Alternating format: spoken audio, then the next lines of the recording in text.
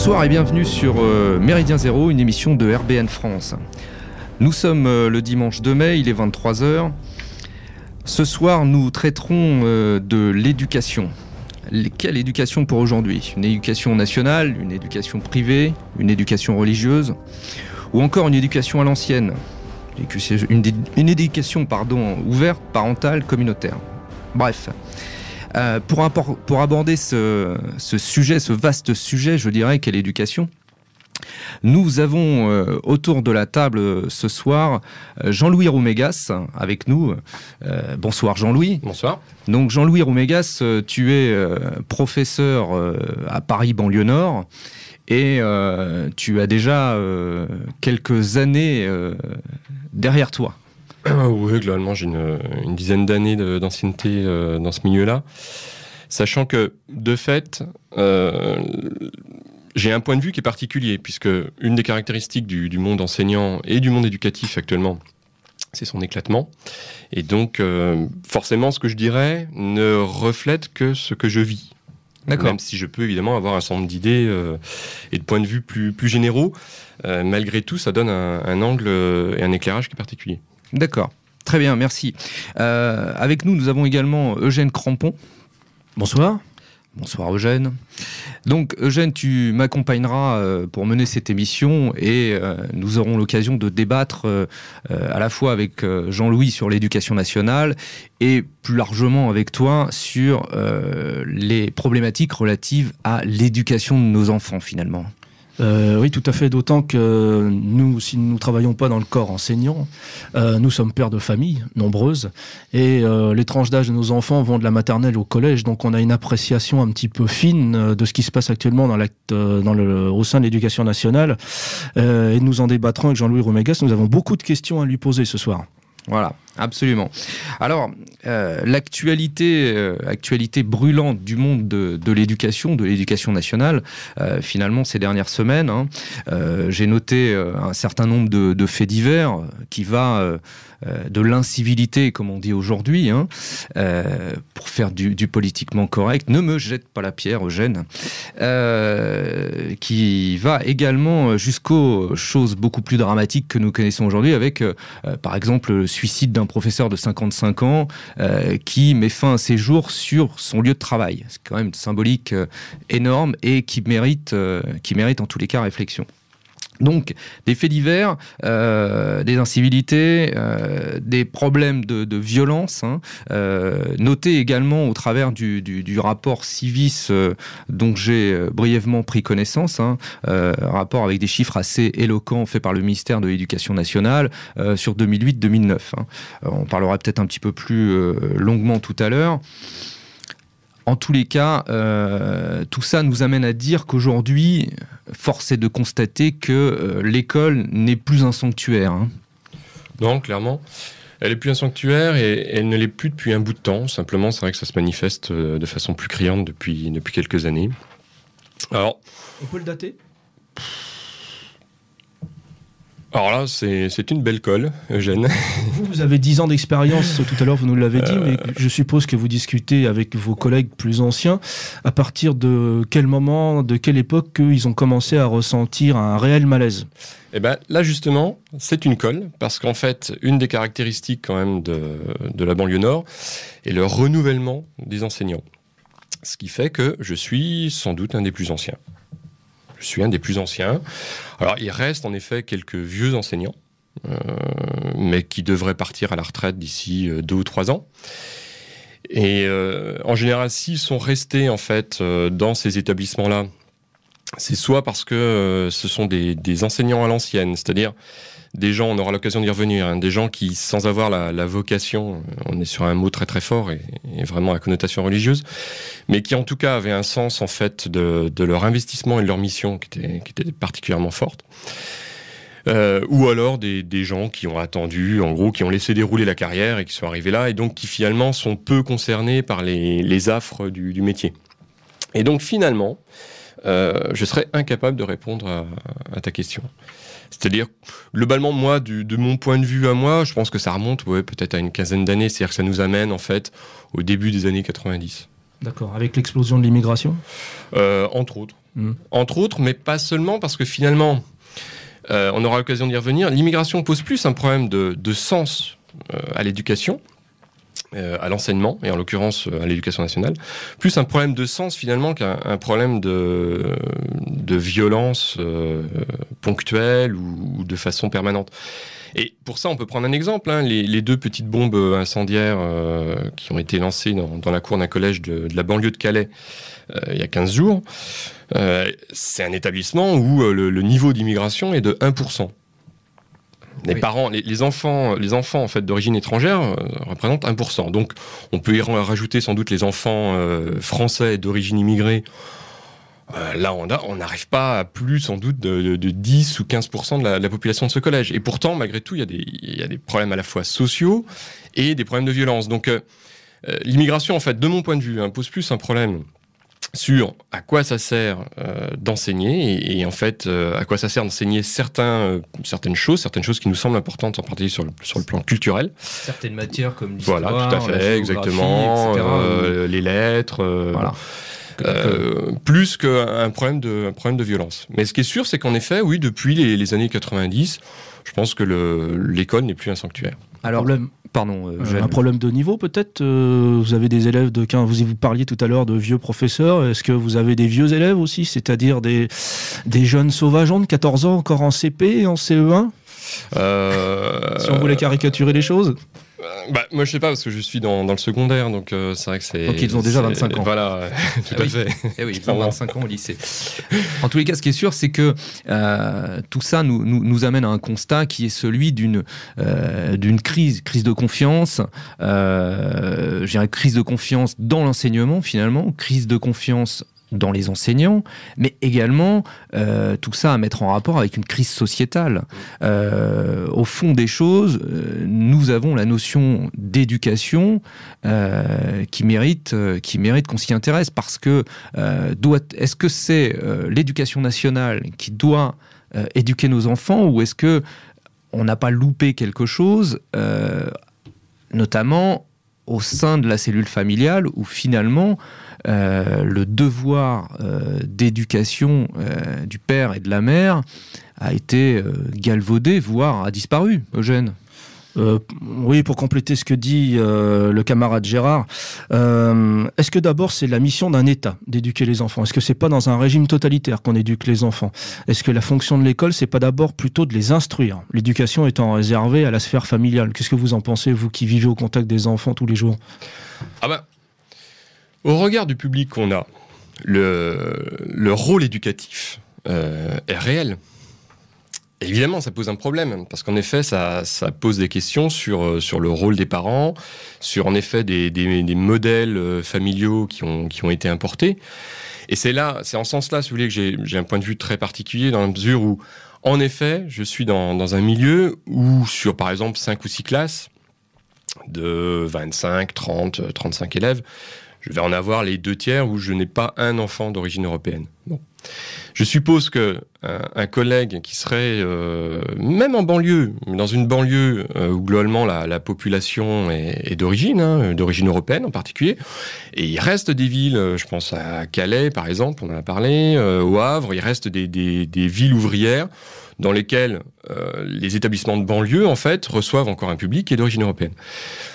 Moi, clairement, je suis confronté à un public dont les modèles familiaux ne sont pas ceux qui sont d'origine. Et donc, ça induit un certain nombre de choses qui sont que les enfants sont énormément dehors, jusqu'à point d'heure, etc., etc.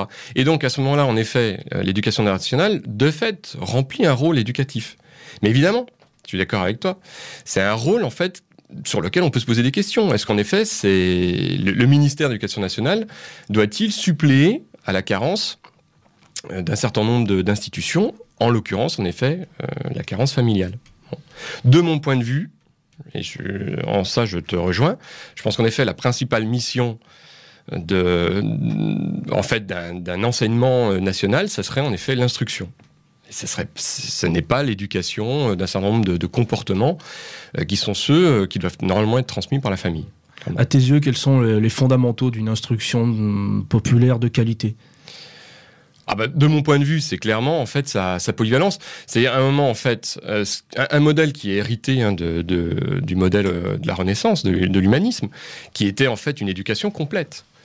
Et de ce point de vue-là, on peut considérer que l'âge d'or, alors là-dessus on peut évidemment discuter, hein, l'âge d'or de ce modèle-là, qui est à la fois un modèle éducatif, mais avec une dimension en fait d'enseignement très très forte, qui intègre justement cet aspect humaniste, c'est clairement les années 50-60. Mais en effet, c'est un modèle très fortement idéologisé, dans lequel les enseignants étaient à 80-90% gagnés en gros par un modèle marxiste, hein, mais qui en même temps avait une vraie cohérence, avec des gens qui en fait... Les hussards noirs de la République ? Alors, c'était déjà plus les hussards noirs de la République, parce que les hussards noirs de la République, c'est le début du XXe siècle, et c'est un sens très fort, en fait, de la République et de la construction de la République. Dans les années 50-60, on est sur un modèle qui est plus communiste, hein, au niveau idéologique, clairement. Communiste et jacobin. Oui, tout à fait. D'intervenir. Le breton que je suis s'insurge. Aujourd'hui, il ne parle pas breton couramment, tout simplement parce que sa maman a pris des coups de règle sur les doigts quand elle parlait... breton dans la cour de récréation. Oui, non, bien sûr, non, Alors il y a aussi une dimension, somme toute, assez rigolote, mais qui reste importante pour certains d'entre nous, c'est cette dimension régionale, ou tout du moins de spécificité locale, hein, si on puisse s'exprimer ainsi. Justement, on parle d'éducation nationale, avec des spécificités régionales. Ça veut dire, quelle est ta position, tiens, là-dessus, Jean-Louis? Je veux dire, en Corse, on demande la pratique de la langue corse, en Bretagne, la pratique de la langue bretonne. Et en Seine-Saint-Denis, alors, qu'est-ce qu'on va demander? Là-dessus, il n'y a rien de particulier, réellement. Est-ce qu'on peut encore enseigner d'ailleurs en Seine-Saint-Denis? Est-ce que tu peux nous raconter ce que c'est qu'une journée type pour toi? Est-ce que tu enseignes vraiment ou est-ce que tu fais du maintien de l'ordre? Non, j'enseigne. Est-ce que tu vas au bout de ton programme? Est-ce que l'académie, le programme qui t'est imposé, tu peux aller jusqu'au bout? Oui, mais non, là c'est une blague. Aucun enseignant ne va au bout de son programme. Donc... révélation mais pas seulement. Révélation ce soir. Mais pas seulement en Seine-Saint-Denis, nulle part. Donc en fait, le problème n'est pas spécifique à Seine-Saint-Denis. Non, on peut enseigner en Seine-Saint-Denis. Après, je le disais tout à l'heure, hein, le problème c'est que le monde enseignant est devenu un monde complètement éclaté.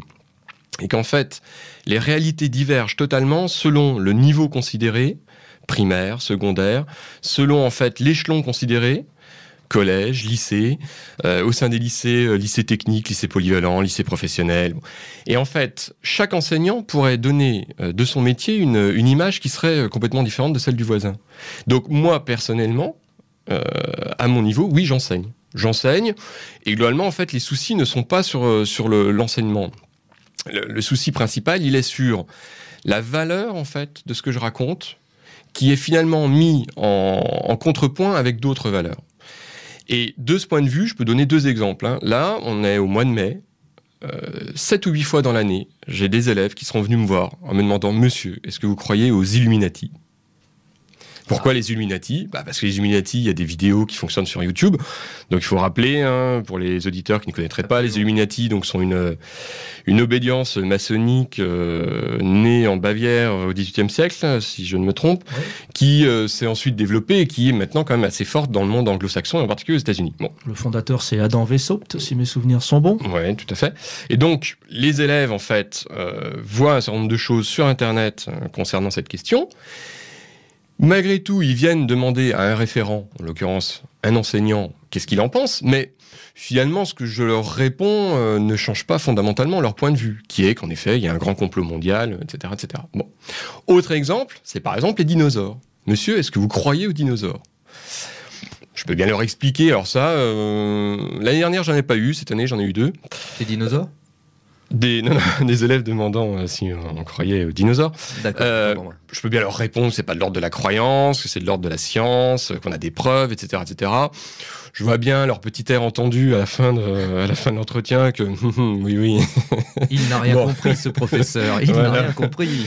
D'accord, il me raconte la vulgate officielle, mais finalement, ça change pas les représentations. C'est-à-dire qu'à un moment, en fait, on enseigne. Globalement, on peut enseigner. Simplement, en fait, ce qu'on apporte et ce qu'on transmet n'est devenu qu'un élément parmi d'autres. Et ça, je pense que c'est quelque chose qui n'a pas été pris en compte, que les enseignants ont énormément de mal à intégrer eux-mêmes, ce qui évidemment rajoute au malaise général, qui est que l'éducation nationale et l'enseignement qui est assuré dans le cadre de cette éducation n'est plus qu'une source parmi d'autres de connaissances, qu'il y a d'autres sources infiniment plus puissantes, parce qu'ayant une légitimité finalement plus importante que l'enseignement, qui font que finalement le modèle culturel qui continue d'être transmis, alors avec des défauts, avec un certain nombre de choses qui sont critiquables, qui sont de mon point de vue insuffisantes, mais qui en fin de compte ne sont qu'un élément parmi d'autres. Ouais. Alors, c'est extrêmement grave ce que vous nous dites là. Ça veut dire quoi? Ça veut dire que ces enfants vivent dans un monde totalement virtualisé, qui se sont construits eux-mêmes. Si vous avez pu prise sur eux, ça veut dire quoi? Pas complètement virtualisé. Mais en effet, les autres sources d'information, oui, pèsent très lourd. Les autres sources d'information ou les autres sources de formation culturelle. Et là, en l'occurrence, sur les dinosaures, la source culturelle, c'est l'islam. C'est pas Jurassic Park, alors? Non. Parce qu'à un moment, en fait, les dinosaures, dans le schéma musulman, mais en l'occurrence juif aussi, sont plus anciens, ils sont plus vieux, en fait, que la création du monde. Ils ne peuvent pas exister. C'est pas possible. Donc, à un moment, en fait, il y a deux modèles culturels qui viennent se télescoper, qui sont le modèle culturel apporté par l'école, et puis ensuite les autres sources de formation culturelle, qui sont en l'occurrence la famille ou la religion. Mais alors ce genre de ressenti, ce n'est pas que le tien. Je veux dire, salle des professeurs, Jean-Louis Roumégas avec ses collègues de travail, c'est quelque chose qui est également ressenti par les autres professeurs. Je suppose, Jean-Louis. Oui, mais c'est finalement peu discuté. Alors, parce que l'ancien modèle, en fait, l'ancienne génération, moi je l'ai vu partir. C'était donc je le disais tout à l'heure, c'était des collègues très fortement idéologisés, très souvent très investis au niveau syndical, ayant une formation politique solide. Alors évidemment avec un angle qui était l'orientation marxiste. À la place, on a en fait des jeunes enseignants qui arrivent, et en banlieue nord, il y en a pléthore, on n'a même que ça. Globalement. Et donc des jeunes enseignants en fait qui ne sont plus investis. Nous, la section SNES dans l'établissement. Alors pardon, section SNES. Donc oui, SNES, c'est le principal syndicat enseignant dans le secondaire. C'est en fait un syndicat enseignant qui à l'origine était d'orientation communiste, au sein en fait de la Fédération de l'Éducation nationale.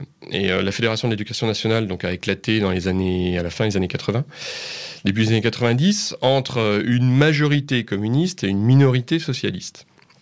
En fin de compte, le SNES a petit à petit perdu son caractère communiste, et c'est finalement maintenant le principal syndicat enseignant de gauche.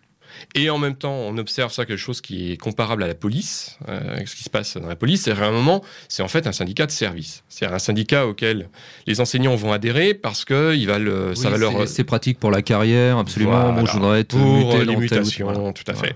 Donc finalement, une adhésion, c'est le principal syndicat, mais pas tant finalement pour son orientation politique que parce qu'il offre un certain nombre de commodités professionnelles. D'accord, donc, mais alors justement... La section SNES, dans mon établissement, c'est 4 personnes. Oui. On est un établissement où il y a 200 enseignants. Alors c'est quand même paradoxal tout ça, parce que finalement ces enseignants, les enseignants d'aujourd'hui ont quand même une certaine idéologie ou une certaine pensée politique en tête. Oui, ils ne l'appliquent pas au travers d'un militantisme, d'un syndicalisme, etc. Mais on a quand même un discours au quotidien qui reste avec des valeurs qui nous sont quelque peu étrangères en tous les cas, que nous ne partageons pas. Tout à fait. Voilà, mais ce qui est resté, c'est qu'à l'ancienne en fait orientation marxiste, c'est substitué ce qu'on dénonce quand même régulièrement, une orientation droit de l'homiste, C'est-à-dire une bouillie idéologique relativement tiède, faite de bons sentiments, et en effet de recherche complètement... Mais dans ces bons sentiments... De l'égalitarisme, en fait. Dans ces bons sentiments-là, je suis quand même surpris. Tu vas pas me dire qu'il y a un moment, il ne touche pas du doigt la réalité des choses. Ou alors... Pour l'instant, ils en sont pas... Ils peuvent la toucher. Et moi, c'est vrai que lorsque je discute avec des collègues, alors en général, ça se fait sur des cristallisations, sur des moments tendus, qui sont très souvent soit le moment du Ramadan, parce que à ce moment-là, il y a des tensions justement culturelles, idéologiques qui sont plus fortes. Mais sur des choses qui sont complètement, qui nous peuvent nous sembler complètement, comment dire, secondaires. Mais c'est par exemple un collègue de lettres, de français, qui va à l'appui en fait d'une étude littéraire, va passer un extrait de film dans lequel on va voir un couple s'embrasser. Et là, c'est le drame pendant 10 minutes, un quart d'heure. Alors, c'est pas tant le drame d'ailleurs du fait des élèves réellement musulmans, c'est-à-dire des élèves ayant une vraie formation religieuse et ayant une vraie croyance, que de ceux en fait qui vont utiliser cette pseudo-croyance pour en fait, enfin leur pseudo-croyance pour rebondir et faire le bazar pendant 10 minutes, un quart d'heure pour paralyser le cours. Voilà, tout ce qui est générateur de... Voilà, c'est-à-dire que le Ramadan en général est quand même un moment de crispation. Et par ailleurs, il y a un moment, il y a d'autres moments, ça va être par exemple un élève ou une élève qui ne respecte pas un certain nombre de règles vestimentaires. Ouais. En l'occurrence, le voile depuis la loi sur la laïcité de 2004. Et donc à ce moment-là, il y a conflit entre l'élève et l'administration. Souvent, en fait, cet élève est appuyé par d'autres élèves. Et donc à ce moment-là, on monte sur un conflit qui oppose, en fait... c'est le piquet de grève des élèves qui a remplacé celui des professeurs dans le temps, quoi. Tout à fait, exactement. Donc il va y avoir des moments de cristallisation. Et là, à ce moment-là, il y a débat.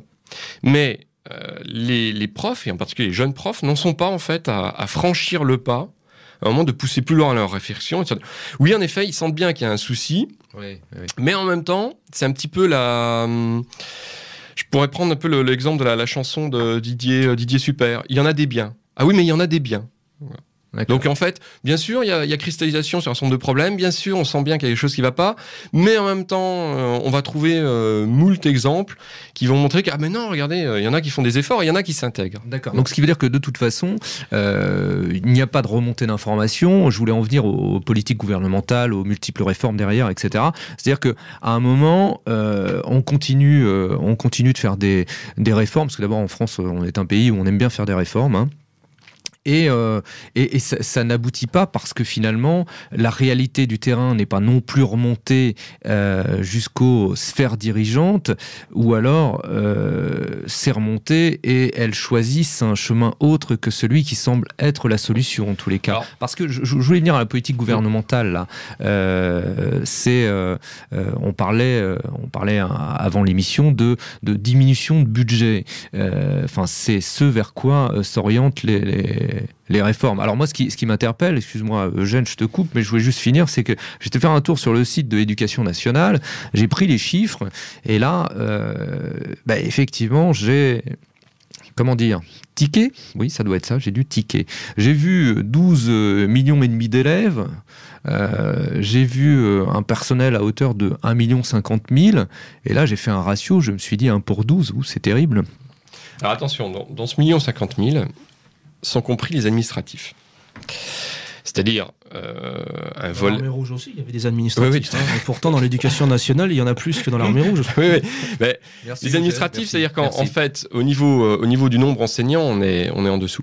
Mais bien sûr, le ministère, en fait, le gros souci, c'est que il n'y a plus de politique éducative. C'est-à-dire que par rapport en fait à l'ancien modèle dont on parlait tout à l'heure, ça veut dire qu'il n'y a plus de sens en fait. Voilà, tout à fait. Ce modèle est mort et en fait le ministère essaie de gérer au mieux une situation qui est globalement perdue, une situation de crise. Bon.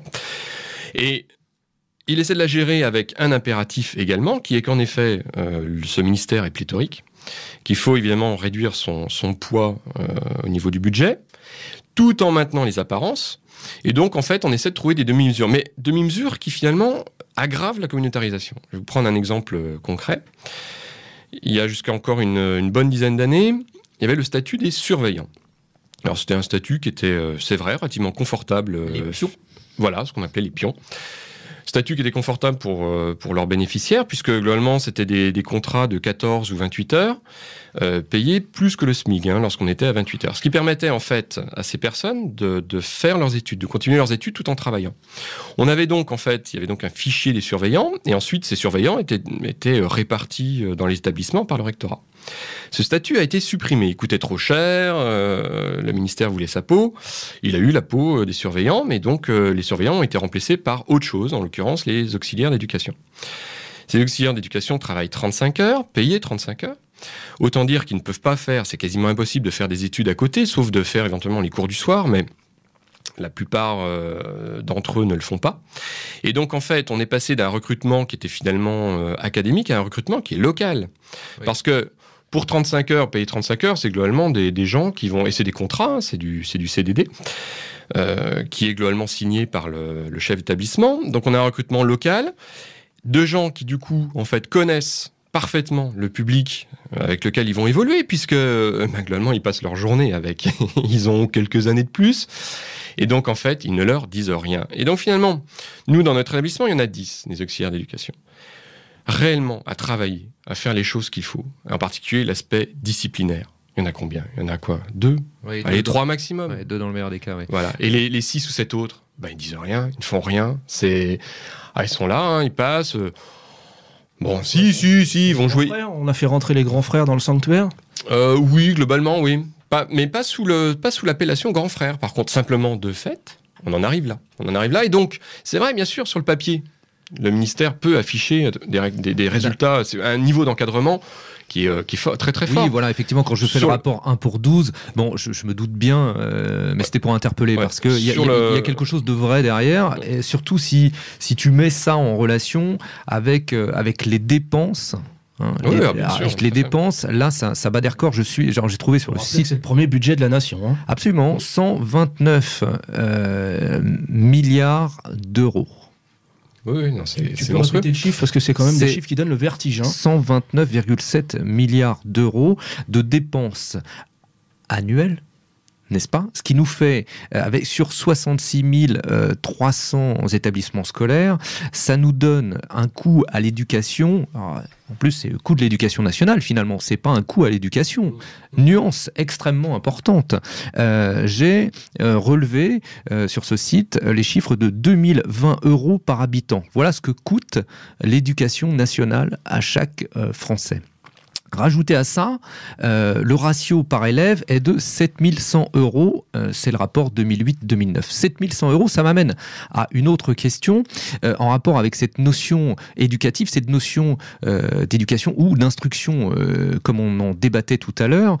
7100 €, et si finalement chaque élève permettait de budgéter ces 7100 €. Une famille de 3 enfants, c'est 21 000 et quelques euros par an. Est-ce qu'avec 21 000 €, si l'État les versait directement, je pourrais assumer la charge de l'éducation, de l'instruction de ma famille, de mes enfants? Ça m'amène à cette notion de création d'établissements scolaires, d'instruction à domicile, etc. Mais tout ça quand même en rapport avec cette obligation de scolarisation, ou plutôt obligation d'instruction, obligation légale jusqu'à l'âge de 16 ans. Ça, je pense qu'on pourra en reparler un petit peu plus tard, peut-être dans l'émission, dans la mesure où c'est en effet une des pistes qui existent.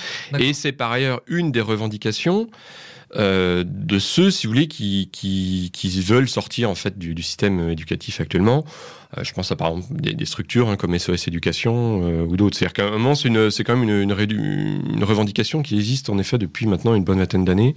Donc on pourra y revenir un petit peu plus tard. Déjà, emmener un enfant jusqu'à 16 ans, est-ce que ça te semble cohérent dans le parcours éducatif d'un enfant ou ça te semble totalement aberrant ? Est-ce qu'un enfant est fait pour rester sur les bancs d'une classe jusqu'à 16 ans ? Est-ce que tous ont vocation à y rester jusqu'à 16 ans ? Tout dépend du point de vue en fait.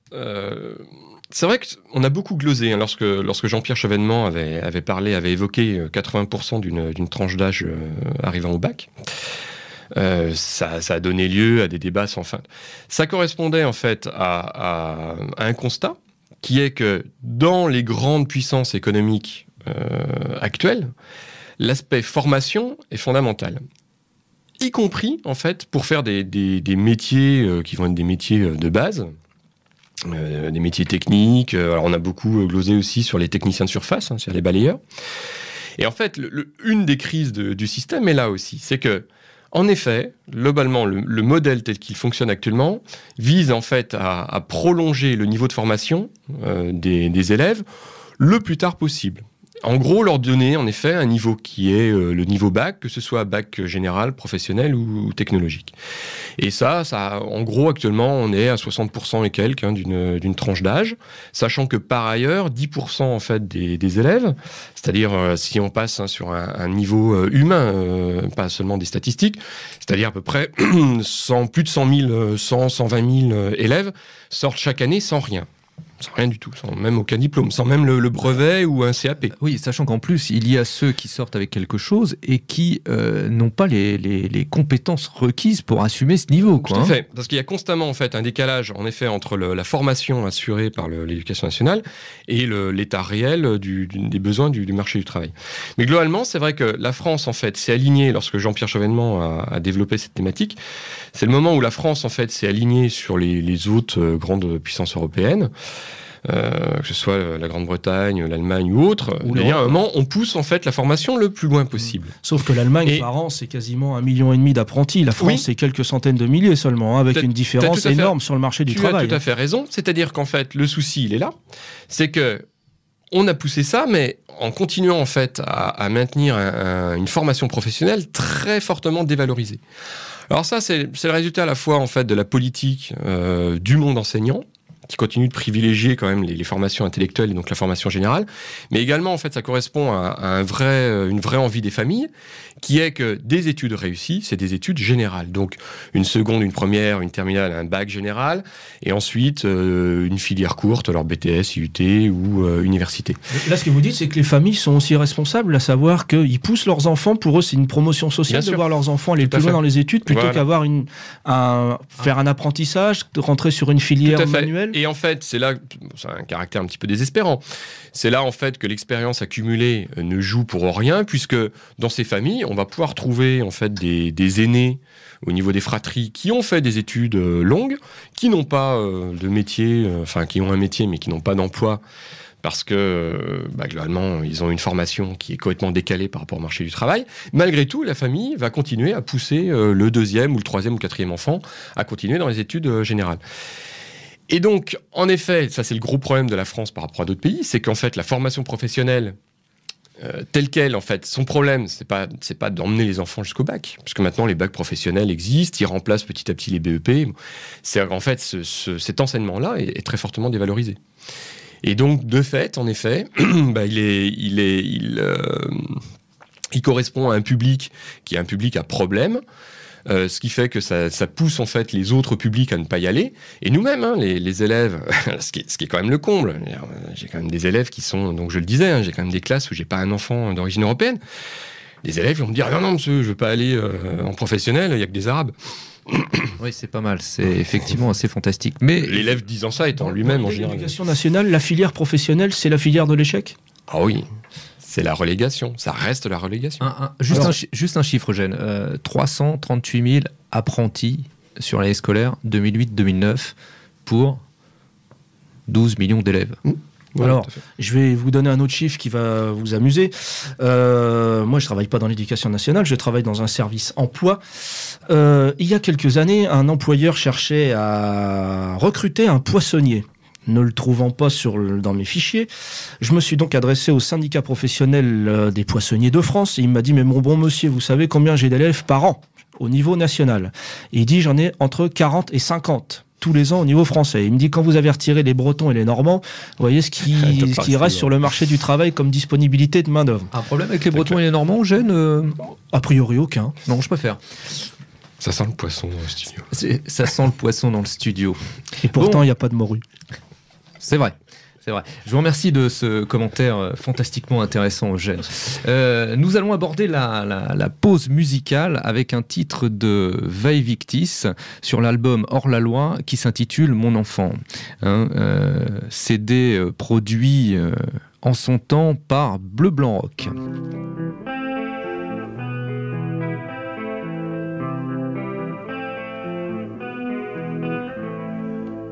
enfant, tu me demandes pourquoi je suis triste en ce jour. C'est que derrière tes yeux amandes, je vois le monde qui t'entoure. Un voile sombre a recouvert le pays qui t'a vu naître.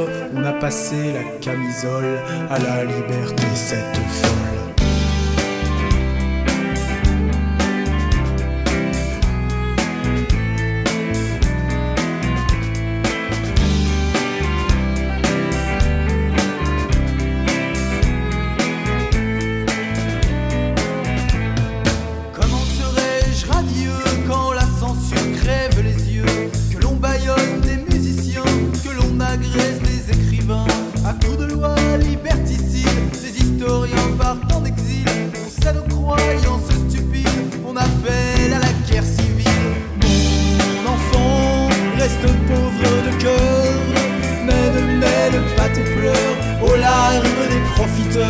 Car ces larmes sont des armes. Vois dans cette impudeur la grimace des voleurs. Aujourd'hui il faut que tu saches que ta famille est menacée, parce qu'elle refuse d'être lâche, de mentir et de s'abaisser. Tu subiras maintes brimades, calomnies et flots de haine, reniements de camarades, persécutions et blasphèmes. Mon enfant, garde-toi de trembler, un jour, c'est sûr, Babylone va tomber. Fort et sage, résiste aux menaces, loin du grand brassage des sexes et des races.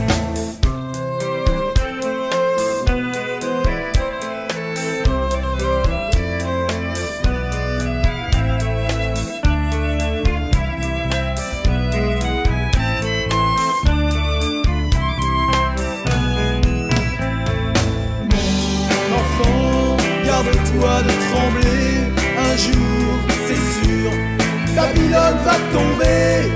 Fort et sage, résiste aux menaces, loin du grand brassage des sexes et des races.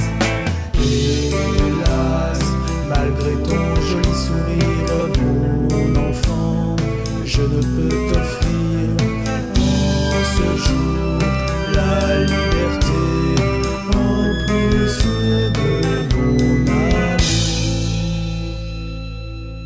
Juste avant notre pause musicale, j'évoquais ces 338 000 apprentis sur 12 500 000 élèves. Ça m'amène une question. Pourquoi est-ce que l'apprentissage n'est pas développé? Une deuxième question derrière, Jean-Louis et Eugène. Est-ce qu'il est nécessaire de rester scolarisé jusqu'à l'âge de 16 ans? Et pourquoi pas l'apprentissage dès l'âge de 14 ans? Alors, bon, il y a plusieurs choses. C'est vrai que l'apprentissage est le parent pauvre. Mais en fait, quand on parle d'apprenti, c'est d'une façon plus générale. On le disait tout à l'heure, la filière professionnelle qui finalement est dévalorisée. Alors, elle est dévalorisée, donc on le disait d'une part parce qu'en effet, elle ne correspond pas au modèle social dominant, qui est le modèle des études longues, des études générales. Elle est aussi dévalorisée parce que finalement, le ministère et le monde éducatif ne fait pas grand-chose pour le mettre en valeur.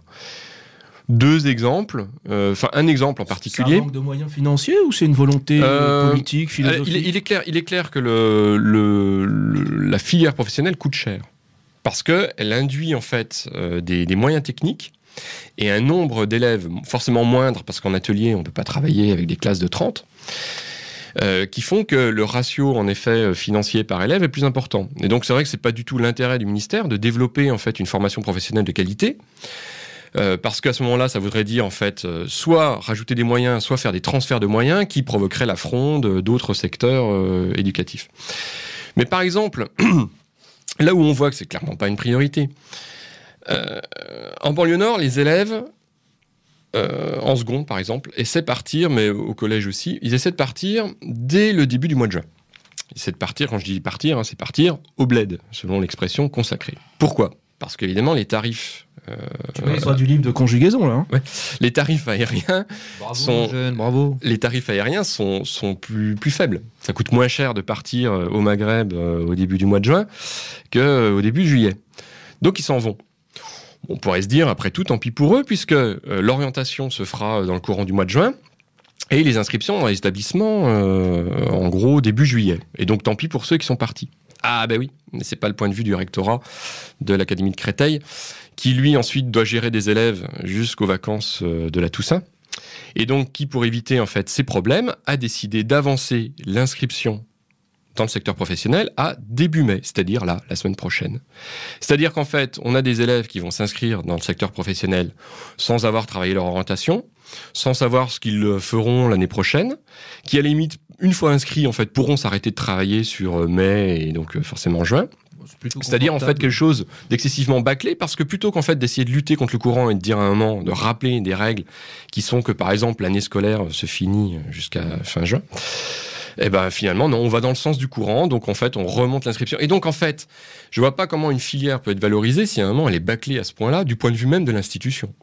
En tous les cas, ce qui est sûr, c'est que de notre point de vue, enfin, je pense, Jeanne, tu le partages, c'est une filière qui mérite d'être développée parce que nous, justement, nous pensons que nous ne sommes pas tous égaux.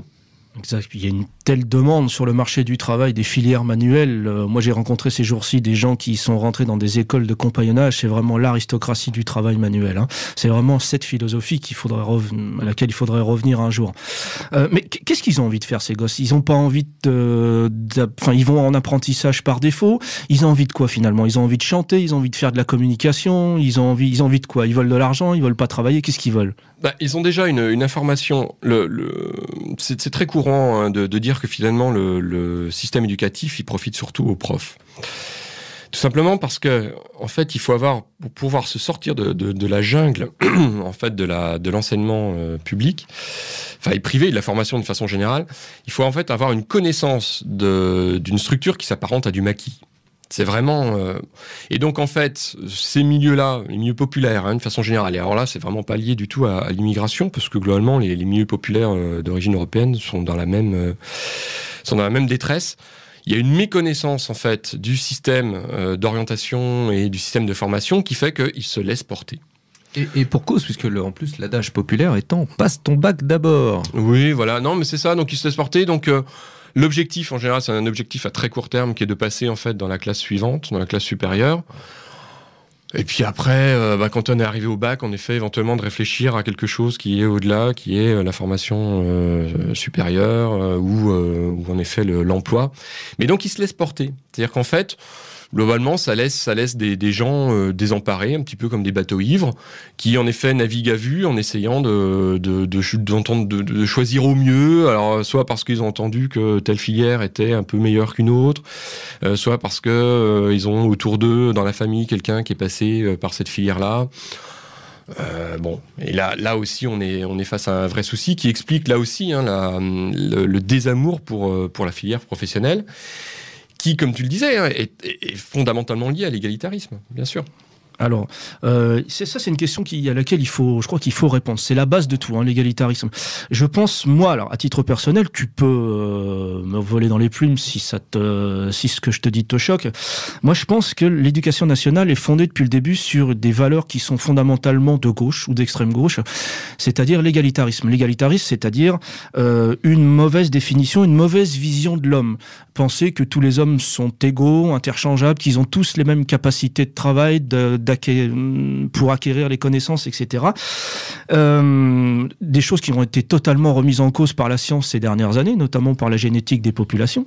On sait très bien que même au sein d'une même population ethniquement homogène, il y a des gens avec des capacités différentes. Alors, toi, tu nous racontes tout à l'heure que tu as combien de nationalités, toi, d'ailleurs, dans ta classe ? Je serais bien incapable de te le dire. Donc là, c'est la Légion étrangère, quoi. Oui, c'est Babylone. D'accord. Donc, alors évidemment, ça c'est pas le fruit du hasard. Je pense que l'éducation nationale repose sur ce dogme égalitaire outrancier, on va dire ça comme ça, qui n'est pas rentré dans l'éducation nationale par hasard. J'ai repris quelques petites fiches pour préparer cette émission, et je me suis rendu compte que tout de suite après la libération, c'est là où il y a eu cette volonté d'imposer l'égalitarisme. Notamment par ce fameux plan Langevin-Vallon qui date de 1947. Il faut rappeler un petit peu le contexte de l'époque. Monsieur Langevin et Monsieur Vallon étaient proches et sont deux communistes, nourris un peu de freudisme évidemment, à qui on demande à l'époque de faire un plan pour massifier l'école, pour égalitarisé les connaissances. Je rappelle qu'à l'époque, on est 1 an et demi après la fin de la Deuxième Guerre mondiale, qu'un partage idéologique se fait entre les gaullistes et les communistes, à savoir la droite, pour schématiser, va s'occuper du secteur économique et financier, la gauche va s'occuper totalement du secteur de l'éducation nationale et de la culture. Donc le plan Langevin-Wallon massifie l'école, égalitarise l'école, sur les bases marxisto-freudiennes. Tout ça continue par des réformes qui sont successives et qui démantèlent peu à peu cette vénérable institution. Je reparlerai évidemment, on pourrait parler de la loi Faure, qui abolit les humanités gréco-classiques, romaines, etc. On abandonne le latin, on abandonne les connaissances qui sont dites inessentielles. La réforme Abi, le collège unique, etc., etc.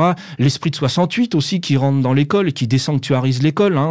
On n'est plus là pour apprendre des choses, mais pour plutôt apprendre des savoir-être, des savoir-faire, etc. Il n'y a plus de barrière étanche entre le professeur et l'élève. Le professeur devient un copain. Il n'y a plus de hiérarchie, etc. Et puis toutes ces choses qui reviennent de façon récurrente. Au début, il y avait des réformes à peu près toutes les 10-15 ans. Et puis maintenant, chaque ministre, on va dire ça comme ça, impose une réformette. Mais c'est ce que tu disais tout à l'heure. En fin de compte, il gère la pénurie, il gère la crise. Tout à fait. Alors, excuse-moi Jean-Louis, juste avant parce que le temps nous est compté finalement, il nous reste 15 minutes d'émission, pardon. Jean-Louis va nous répondre, et puis derrière je voudrais qu'on aborde les perspectives, ou tout du moins les possibilités qu'il nous reste pour réagir face à cette situation. Ouais. Alors, merci Jean-Louis. Sur l'égalitarisme et sur cette recherche d'égalité, historiquement et chronologiquement, on peut distinguer. C'est-à-dire que l'égalitarisme du départ est un égalitarisme républicain, c'est-à-dire en fait l'affirmation que dans la République, les citoyens ont les mêmes droits. C'est l'équité, ça, c'est pas l'égalitarisme. Non, mais tout à fait. C'est pour ça que toi, je remets, parce que tu as dit depuis l'origine. Non, pas depuis l'origine. Globalement, je pense qu'en effet, le souci, en fait, le modèle idéologique dans lequel l'école continue d'être, même si, je le disais, ça a quand même beaucoup évolué au niveau du monde enseignant, c'est en effet le modèle qui s'est mis en place après la Seconde Guerre mondiale. Je pense que jusqu'en gros, dans les années 40, le modèle éducatif fonctionne sur une base d'égalité, mais qui est autre parce que finalement l'échelon privilégié, c'est l'échelon primaire, et qu'en effet, on peut considérer que c'est normal à un moment que tous les enfants d'un pays sachent lire et écrire. Après la Seconde Guerre mondiale, on passe sur autre chose. Sauf qu'à cette époque-là, en fait, le modèle égalitaire, finalement, il fonctionne sur du faux semblant, parce qu'on a quand même que 10% d'une classe d'âge qui passe à ce moment-là par le secondaire, c'est-à-dire par le collège et par le lycée. Et les autres, qu'est-ce qu'ils font ? Une partie, en fait, s'arrête après le primaire, et puis une autre partie fait une formation professionnelle. C'est-à-dire que, globalement, c'est vrai qu'il y a le plan Langevin, mais jusqu'à la fin des années 60, début des années 70, on continue de fonctionner sur quelque chose qui est quand même finalement un petit peu dans l'héritage, dans la continuité en termes de nombre d'élèves, et en fait de poursuite des études qui correspond un petit peu à ce qui se faisait avant la guerre. Là où en fait ce modèle, il est venu se télescoper avec autre chose, c'est lorsqu'il y a la vraie massification, c'est à partir des années 80, où là en effet, on arrête justement d'arrêter les élèves à la fin du primaire ou de les orienter ensuite sur un secteur professionnel pour en fait leur ouvrir très très grandes les portes de la formation générale, avec les conséquences qu'on a vues, qui est donc petit à petit l'accès au bac et finalement des gens qui ont des formations décalées par rapport aux besoins. Ça, on n'en sortira pas, et c'est vrai que les réformes actuelles, on en revient toujours à la même chose, c'est que globalement, elles constatent en fait le hiatus entre la réalité et ce modèle qui continue de perdurer. Donc ils essaient de l'adapter, mais tout en gérant en fait un problème budgétaire qui est réel. Et donc en fait, on est sur du n'importe quoi. C'est-à-dire qu'il y a la vraie perte de sens, elle est là. C'est-à-dire qu'à un moment, on navigue à vue. Et les parents, au milieu de tout ça, eux aussi essaient de naviguer à vue. Voilà. Pour paraphraser, est-ce que le monde de l'éducation aujourd'hui, c'est le monde au milieu des ruines, ou si on voulait paraphraser Rebattet, on est aussi sous les décombres ? Oui, on est au milieu des ruines. On est au milieu des ruines. Alors il y a de beaux restes. Est-ce qu'on est sous les ruines ? Non, en dessous, non. Bon. Il y a de beaux restes, mais de fait, en effet, il y a des pans entiers du monde éducatif qui, en effet, tournent à vide.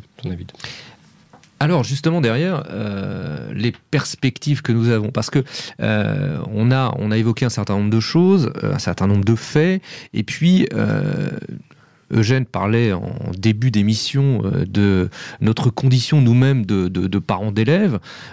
Moi, j'ai voulu faire confiance, un exemple parmi tant d'autres, j'ai voulu faire confiance au modèle républicain. Mon aîné, mon enfant, mon premier enfant, je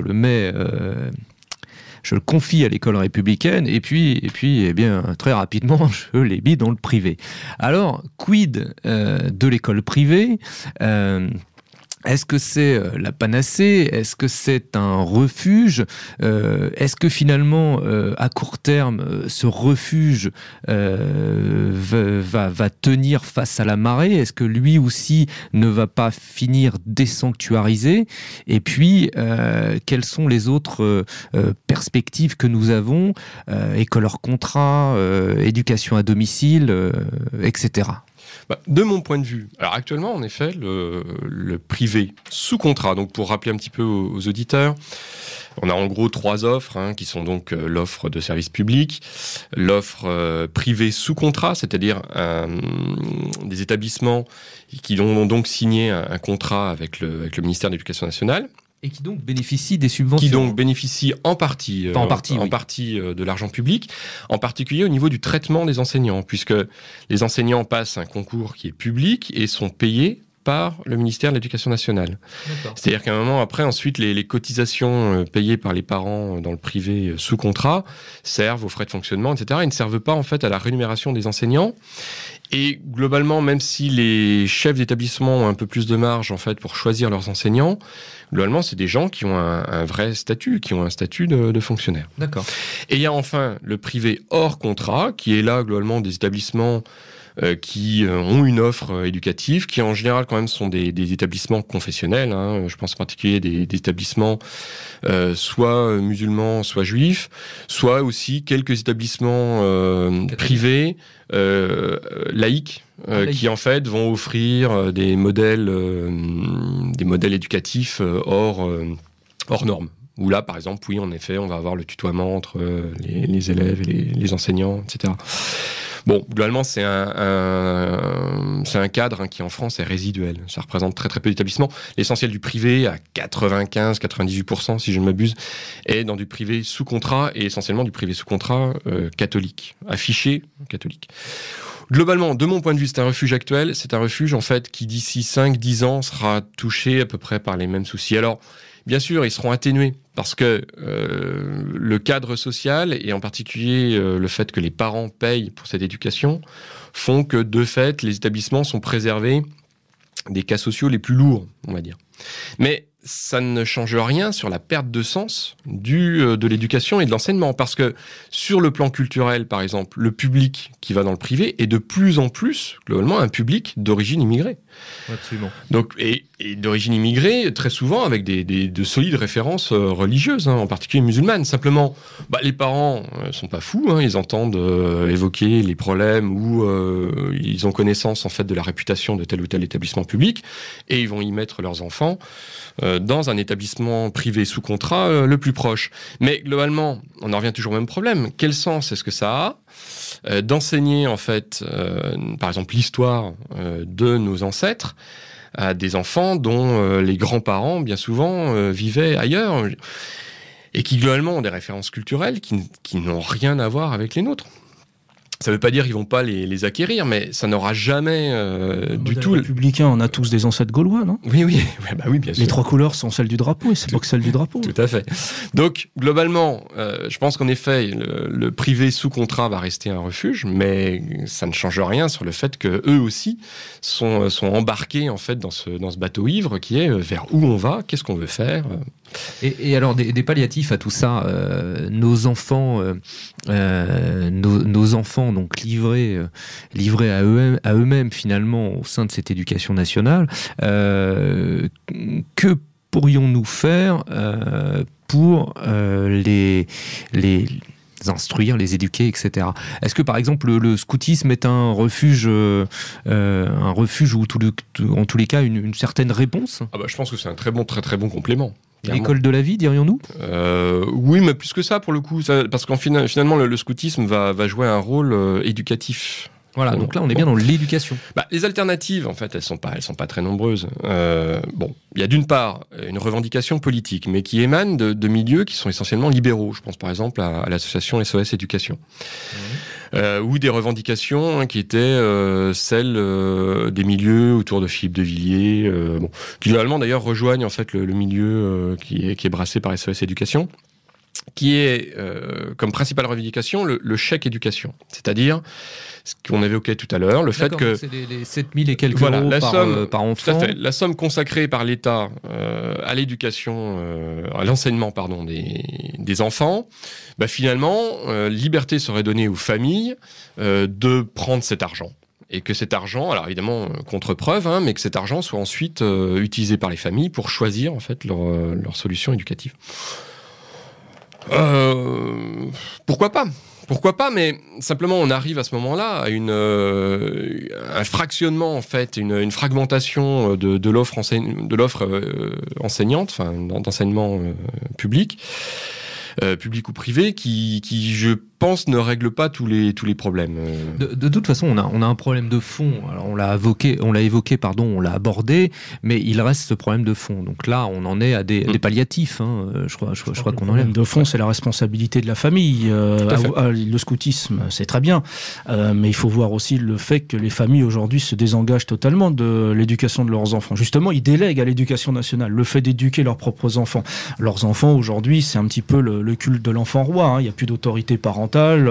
On vit dans une société marchande, on lui achète tout ce qu'il faut pour qu'il évite les problèmes, on rentre tard du travail, c'est aussi les conditions de la vie actuelle. Donc on s'occupe pas des devoirs, on demande à l'éducation nationale finalement de prendre en main l'éducation de son propre enfant, ce qui est vraiment une erreur, une hérésie au sein même de la famille. C'est d'abord les parents qu'il faut mettre face à leurs propres responsabilités. Oui, bien sûr. Après, il y a une réalité, c'est que je sais pas dans quelle mesure il y a une démission plus forte dans les milieux populaires. Au niveau des classes moyennes, c'est autre chose. Dans les milieux populaires, je suis pas certain qu'il y ait une démission plus forte des parents actuellement qu'auparavant. Par contre, il y a dans les classes bourgeoises, je pense que c'est assez répandu. Non, dans les classes moyennes, clairement. Par contre, il y a en effet un culte de la marchandise qui fait que, de fait, ça fragilise en effet les références culturelles et en fait,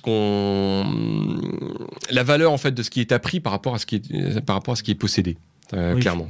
Mais c'est vrai que les alternatives, en fait, on a principalement des questions, il faut bien le dire. Voilà, et très peu de réponses. Très bien. Écoutez, il nous reste à peine 3 minutes. Je voudrais juste rappeler à nos auditeurs qu'ils peuvent retrouver cette émission ainsi que les précédentes sur le site de la radio, le site Méridien Zéro, donc sur hauteffort.com. Une nouvelle version du site a également été mise en place par notre ami Sergueï à la technique. Vous pourrez ainsi beaucoup plus facilement lire et télécharger les différentes émissions. Alors, 2 minutes, le mot de la fin, Eugène, le mot de la fin, Jean-Louis, très brièvement. Eugène ? Oui, moi j'aurais tendance à dire que nos enfants sont des victimes dans l'affaire. Je pense qu'ils sont pris dans une espèce de triangle des Bermudes infernal entre d'un côté les parents qui ont démissionné et qui ne pensent qu'à leur loisir, à leur petit confort, à l'éducation nationale de l'autre qui se sert des enfants comme on s'en sert dans un laboratoire. Et puis de l'autre côté, faut pas l'oublier, les marchands qui ont pris totalement en main nos enfants et qui leur créent des besoins artificiels et qui les font évoluer dans un monde tout à fait virtuel, stupide, sans profondeur, etc. Je pense que le triangle des Bermudes de nos gosses, le voilà. Et je pense que sans une révolution aujourd'hui, je pense qu'on remettra personne au pas et on remettra aucun idéal au sommet. Rien de plus à ajouter, Eh bien écoutez, je crois que nous avons, en tous les cas, à défaut d'avoir fait le tour de la question, nous avons tenté d'en aborder de multiples facettes en l'espace d'une 60aine de minutes. Nous remercions également donc Sergueï pour l'émission de ce soir, et puis nous passons un agréable bonsoir à nos amis Contrepont et Lieutenant Sturm pour leurs différentes aventures qui fait qu'aujourd'hui ils ne sont pas là. Voilà, merci à vous et à bientôt sur Méridien Zéro.